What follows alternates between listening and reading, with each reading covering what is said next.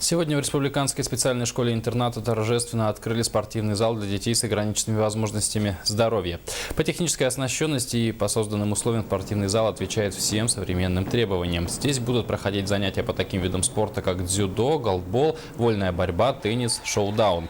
В церемонии торжественного открытия участвовали сами учащиеся, они выступили с показательными номерами. Также состоялось чествование успешных учеников, многократных чемпионов по адаптивным видам спорта Республики, России и мира.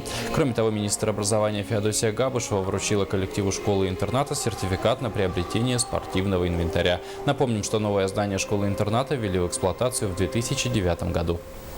Хочу поздравить коллектив этой школы с вводом нового спортивного, такого красивого спортивного зала. Воспитанники этой школы мы тесно все работаем с Центром адаптивной физической культуры и спорта. Успехов в этом году очень много.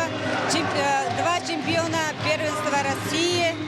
Также еще призеров больше 10 учащихся именно этой школы. Это дети, которые уже в этом году только завоевали такие медали.